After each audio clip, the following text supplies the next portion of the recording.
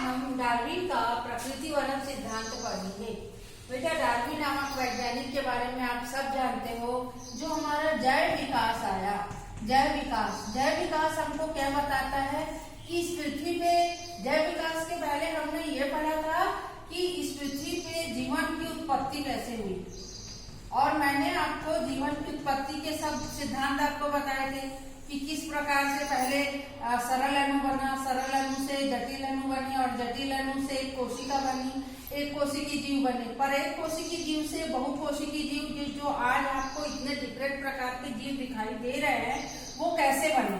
तो ये जीव इस पृथ्वी पे कैसे बने, ये जो भिन्न भिन्न प्रकार के जीव हैं, तो भिन्न भिन्न प्रकार के जीव जो बने, यही क्या कहलाता है, जैव विकास।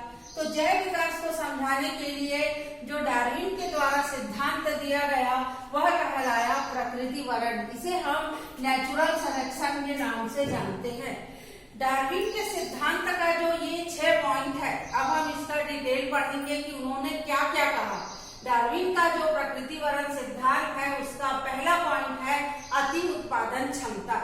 इसे हम संतानोत्पत्ति की प्रचुर क्षमता के नाम से भी जानते हैं।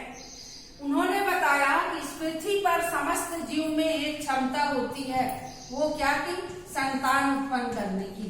और संतान उत्पन्न करने की क्षमता जो होती वो थोड़ी बहुत नहीं होती, बहुत प्रचुर होती। प्रचुर का मतलब होता है कि अधिक मात्रा में होती है। जैसे एक स्टार फिश एक बार में 1 करोड़ अंडे देती है। एक स्टार फिश एक बार में 1 करोड़ अंडे देती है, और सभी 1 करोड़ अंडे से अगर स्टार फिश बन गए और फिर उसने अंडे देना चालू किया तो कुछ साल में पृथ्वी स्टार फिश से ढक जाएगी। पर क्या ऐसा वास्तव में होता है? नहीं होता, क्योंकि इस 1 करोड़ अंडे में से कुछ 2-4 अंडे से ही स्टार फिश बन पाता है। शेष अंडे दूसरे जीवों द्वारा खा लिए जाते हैं, या तो फिर जो है बाढ़ और दूसरे अन्य कारणों से वो नष्ट हो जाते हैं। तो प्रकृति ने संतान उत्पन्न करने की प्रचुर क्षमता दी है। तो संतान उत्पत्ति को प्रचुर मात्रा में भले वो उत्पन्न कर रहा है, लेकिन उसको कंट्रोल करना भी प्रकृति के अंतर से आता है। तो इस प्रकार अति उत्पादन क्षमता क्लियर हो गया आपका। दूसरा है जीवन संघर्ष। देखो, किसी भी जगह पर जो एक जीव है उसको जीने के लिए क्या क्या चाहिए, उसको जीने के लिए भोजन चाहिए, आवास चाहिए, भोजन आवास। तो अगर मान लो यहाँ पर बहुत सारे जीव एक प्रकार से हैं और भोजन और आवास सीमित है, तो उस जीव में क्या होगी, भोजन और आवास के लिए लड़ाई चलेगी, संघर्ष होगा। तो जीवन बिना संघर्ष के नहीं है, चाहे वो कोई भी जीव हो। और संघर्ष कैसा होता है? संघर्ष जो होता है 3 प्रकार का होता है। पहला, जैसे मान लो कि यहाँ पर कीड़े की प्रजाति है, तो सभी कीड़ों का भोजन एक समान है, तो स्वजातीय संघर्ष। स्वजातीय संघर्ष जब एक ही जाति के बीच में होता है।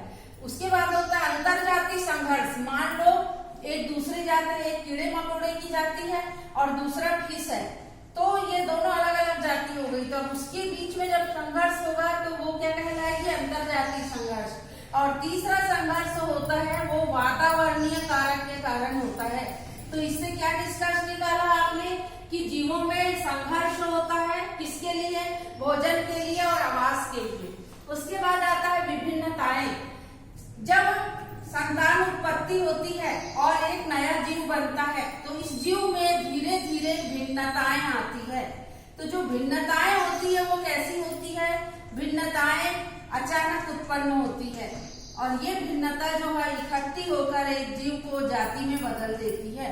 तो जाति की उत्पत्ति कैसे हुई, जाति की उत्पत्ति विभिन्नता के कारण हुई, और एक बार जाति बन गई तो ये आनुवंशिकता से पीढ़ी दर पीढ़ी संचरित होती है।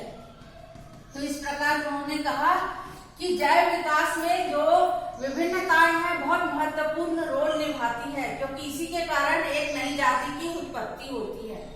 चौथा जो इनका बहुत ही इम्पोर्टेंट है वो है समर्थ का जीवत्व या योग्यतम की उत्तरजीविता। उन्होंने बताया कि इस पृथ्वी पे जो योग्य होगा वही जिएगा, और जो अयोग्य होगा उसे पृथ्वी के द्वारा नष्ट कर दिया जाएगा।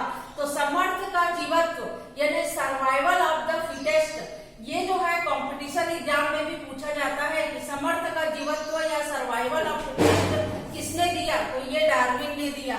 इसमें मैं एक उदाहरण बताती हूँ आपको, जैसे कि मेसोजोइक काल में जो डायनासोर थे, तो डायनासोर तब भी थे और उस समय छिपकली भी थी इस पृथ्वी पे, दोनों थे, डायनासोर थे, छिपकली थी। आज आपको छिपकली दिख रही है, डायनासोर नहीं दिख रहा है। इसका कारण कि डायनासोर भारी भरकम थे, इसको बहुत ज्यादा भोजन की आवश्यकता होती थी, और जब पृथ्वी पे किसी कारणवश ऐसा परिवर्तन हुआ कि इनका भोजन समाप्त हो गया तो ये मर गए। जबकि छिपकली छोटी सी थी, उसको रहने के लिए थोड़ा जगह चाहिए था, थोड़े कीड़े मकोड़ों में उसका पेट भर जाता था। इसका मतलब कि प्रकृति ने विशाल डायनासोर का चुनाव नहीं किया, प्रकृति ने छिपकली का चुनाव किया।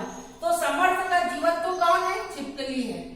और पांचवा है वातावरण के प्रति अनुकूलन। इस पृथ्वी में वातावरण हमेशा एक समान नहीं रहता, वातावरण परिवर्तित होकर रहता है, और जो इस वातावरण में अपने आप को शामिल कर पाएगा, रह पाएगा, वो जीवित होगा, और जो उसमें समर्थ नहीं होगा वो प्रकृति के द्वारा मार दिया जाएगा। और इस तरह उन्होंने छठवां बताया कि नई जाति की उत्पत्ति कैसे हुई। ये मैंने आपको बताया कि किस प्रकार से विभिन्नता के द्वारा एक नई जाति का निर्माण होता है। तो जब कभी भी डार्विनवाद आए तो